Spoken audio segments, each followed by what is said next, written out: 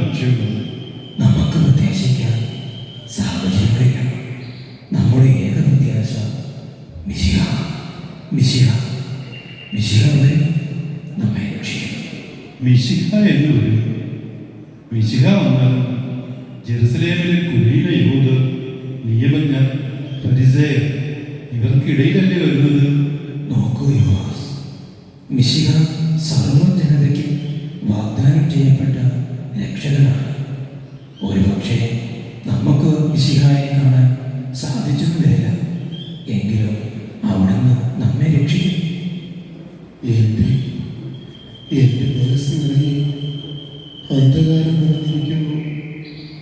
എലിയാസറെ, റോമാക്കാരോട് സമൂഹത്തോട് വെറുപ്പും വിദ്വേഷവും ഉള്ളിൽ കടുത്തു വരുന്നു. ദൈവമേ, എനിക്ക് സാധിക്കുന്നില്ലല്ലോ, ഒന്ന് ക്ഷമിക്കാൻ. സാമുവൽ, നോക്കൂ, എന്നെ നോക്കൂ. ഞാൻ ക്ഷീണിതൻ, നിർദ്ധനുമാണ്. ഞാൻ മരണത്തോടടുത്തിരിക്കുന്നു.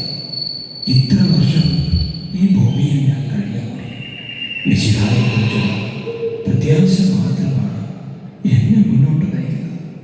മിശിഹ വന്നു കഴിഞ്ഞാൽ നമ്മുടെ ദുഃഖമൊക്കെ മാറി നാം സന്തോഷിക്കുമോ? തീർച്ചയായും മിശിഹ നമ്മുടെ സമാധാനമാണ്. സമാധാനം അതെത്ര നല്ല വാക്കാണ്. പക്ഷേ സമാധാനം എത്ര വിദൂര. മിശിഹ വന്നാൽ നമ്മുടെ ഭൗതിക സാഹചര്യങ്ങൾ മാറിയേക്കും, അല്ലേ?